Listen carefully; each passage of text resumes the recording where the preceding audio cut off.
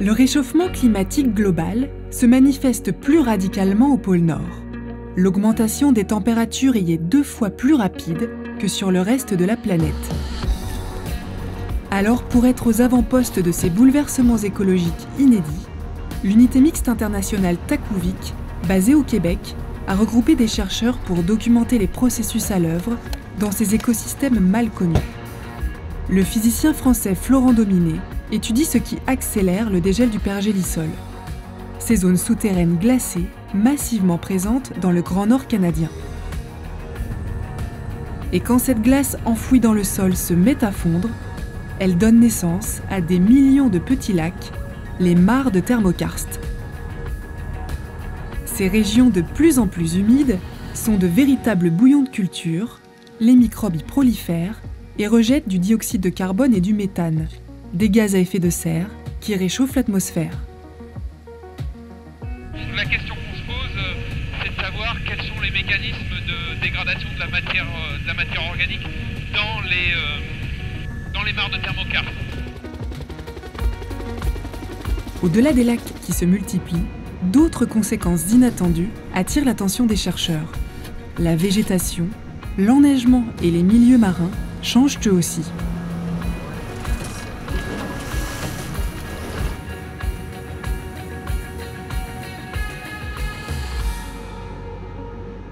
Les changements qu'on observe aujourd'hui pourraient conduire à des écosystèmes qui sont complètement différents. On souhaite comprendre la nature de ces changements pour pouvoir faire des projections, des prédictions.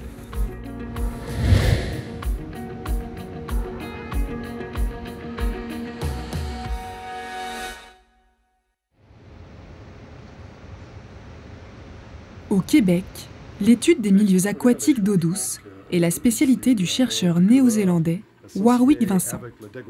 Il est limnologiste.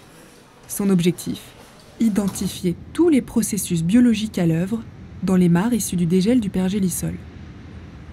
De plus en plus, on réalise que les mares sont les bioréacteurs, les réacteurs chimiques vivants, où il y a toutes sortes de réactions très intenses pour la conversion du pergélisol, le carbone stocké dans le pergélisol, vers d'autres formes et éventuellement vers le dioxyde de carbone et vers le méthane. Les mares de thermokarst sont de véritables usines biochimiques. En été, grâce au soleil et à l'abondance de nutriments, elles ont tendance à héberger beaucoup de bactéries et à produire beaucoup d'algues. À tel point que l'équilibre précaire de ces petits plans d'eau est bouleversé. La mare s'asphyxie. Les communautés bactériennes changent, et dans les milieux pauvres en oxygène, les micro-organismes les mieux adaptés sont des bactéries émettrices de méthane. Le phénomène est à son paroxysme en hiver, quand le couvercle de glace empêche totalement la mare de respirer. Il n'y a quasiment que des microbes méthanogènes, et la matière morte tombée au fond leur apporte une bonne réserve de nourriture.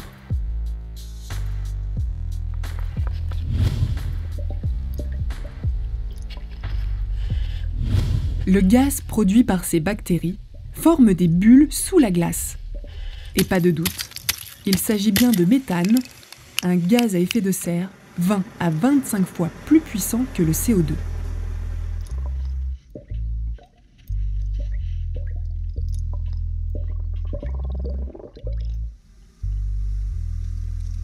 Dans ces mares, un type de microalgues prolifère et focalise l'attention des scientifiques, les cyanobactéries.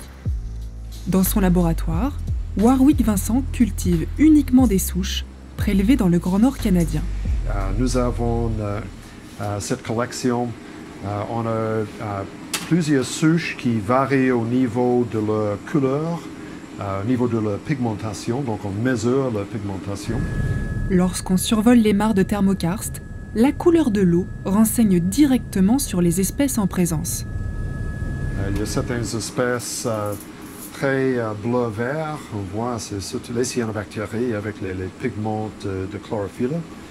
Certaines autres espèces qui sont riches en caroténoïdes, qui sont orange ou jaune ou des fois rouges.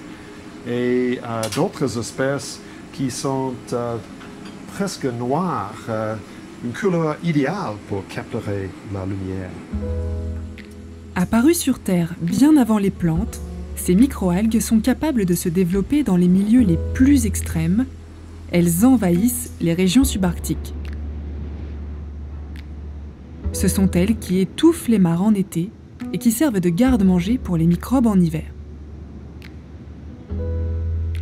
Si l'on résume, les régions subarctiques se réchauffent à grande vitesse et la quantité de sol gelé en profondeur, le pergélisol, diminue. À la place, des lacs apparaissent par millions. Ces petits plans d'eau sont colonisés par des micro-organismes dont les interactions favorisent la production de méthane et de CO2. Ces gaz s'échappent ensuite dans l'atmosphère et amplifient l'effet de serre.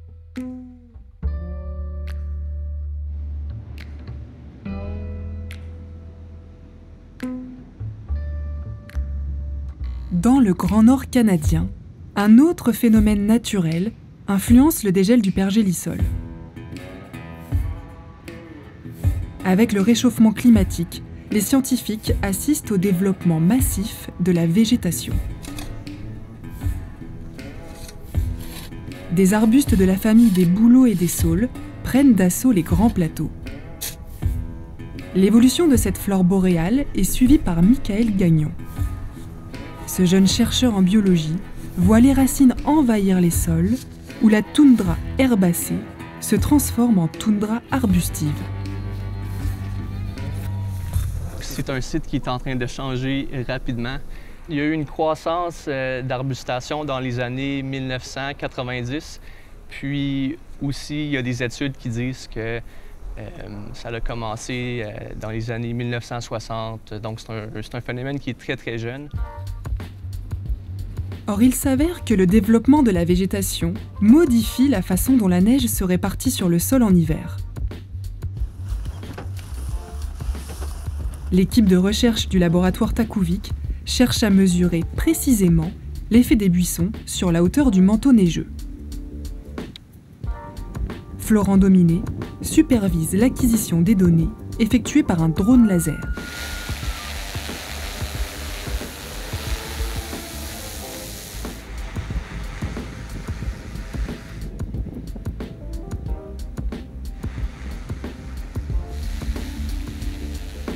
La problématique qu'on se pose, c'est dans quelle mesure la hauteur de la végétation influe sur la hauteur de neige, parce que la végétation peut piéger la neige.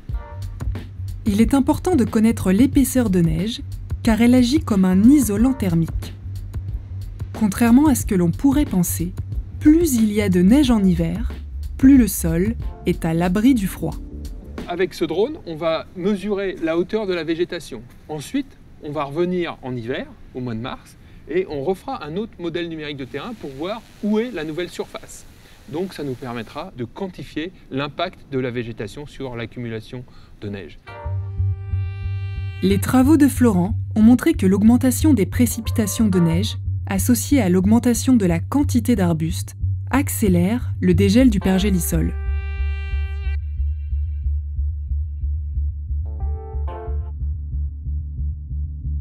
Les arbustes retiennent donc la neige, une neige qui maintient la chaleur du sol. Mais il ne faudrait pas les accuser trop vite, car les buissons peuvent aussi avoir un effet positif. Vont-ils réussir à drainer les sols marécageux? Vont-ils recapter du carbone en grande quantité? C'est précisément ce genre d'équation que Michael cherche à résoudre. Donc il y a l'équilibre. C'est la biomasse des arbustes qui vont prendre le carbone de l'atmosphère et qui vont l'entreposer dans le sol. Puis de l'autre côté, il y a les bactéries qui vont prendre ce carbone-là et qui vont le relâcher dans l'atmosphère. Donc ce qu'on veut savoir, c'est qui est-ce qui va gagner la bataille, donc les arbustes ou les bactéries.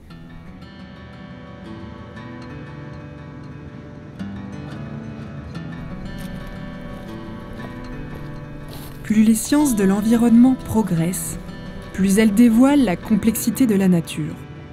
Et c'est justement là que la planète puise ses capacités d'adaptation et de résilience.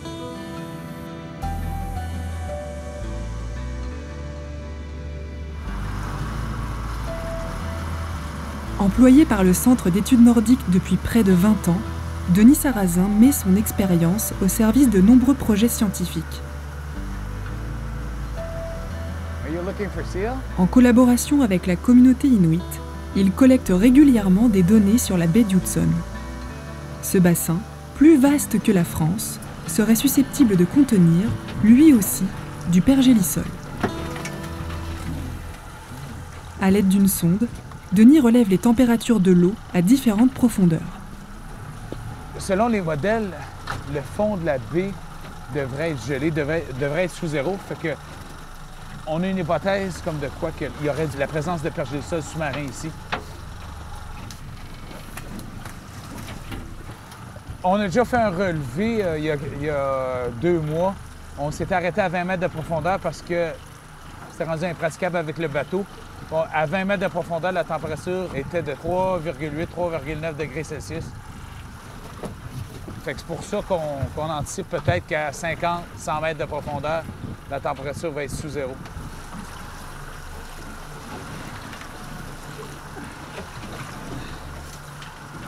C'est bien, so got the sensor in, Bobby.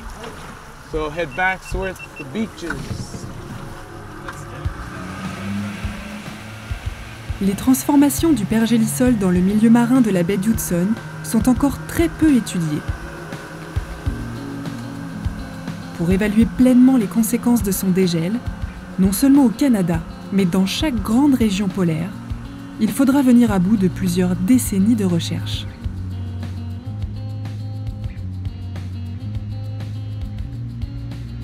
Il y a pourtant urgence, car les émissions de gaz à effet de serre du pergélisol ne sont toujours pas prises en compte dans les projections climatiques à long terme. Donc ça va s'accumuler dans le sol, donc il y a toute cette matière organique qui va constituer un stock de carbone extrêmement important. Lors d'une conférence donnée à la fondation privée qui soutient ces recherches, Florent fait état de ses appréhensions. Au risque d'être désagréable, je suis obligé d'être assez pessimiste. Et en fait, dans les projections du GIEC, à l'heure actuelle, on est obligé de simplifier les modèles pour qu'ils tournent sur les ordinateurs les plus puissants. Donc il y a beaucoup de processus qui sont absolument pas inclus dedans, dont le carbone du pergélisol. Donc moi j'ai bien peur que le réchauffement soit beaucoup plus rapide que les précisions les plus pessimistes. Le groupe d'experts sur le climat est pourtant loin de nier l'importance des enjeux liés au pergélisol. Le dernier rapport du GIEC a justement souligné qu'il y avait un certain nombre d'incertitudes et de limites aux connaissances disponibles. Il va le prendre en compte dans ses prochains rapports, en particulier sur les océans et la cryosphère, mais aussi pour les impacts, parce que la dégradation du pergélisol demande des stratégies d'adaptation pour les habitants qui vivent à proximité. Alors, pour faire avancer les connaissances malgré tout, un campus parisien héberge une façon plus radicale d'aborder la question du pergélisol. En complément de ses expéditions polaires, le professeur François Cottard travaille dans une étroite chambre froide, confinée au sous-sol du laboratoire de géosciences. Il perfectionne sa méthode pour créer du pergélisol artificiel. Constitué de sable et d'eau, muni de capteurs thermiques, ce modèle réduit cherche à ressembler le plus possible à ses homologues naturels. Sauf qu'ici, tout est contrôlé. On est toujours étonné quand on est sur le terrain de se rendre compte de la complexité en fait, des phénomènes qui se produisent. C'est ça qui nous intéresse dans la chambre froide, c'est de pouvoir simuler un sol gelé, en l'occurrence un pergélisol, et on va recréer donc des conditions très particulières, contrôlées en milieu froid, pour identifier quels sont les paramètres qui vont accentuer la dégradation du pergélisol.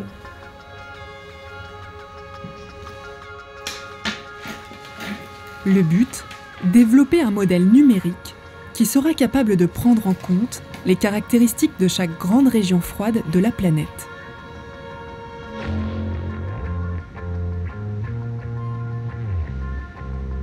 Grâce à ces recherches pionnières, on sait aujourd'hui que le pergélisol est massivement perturbé.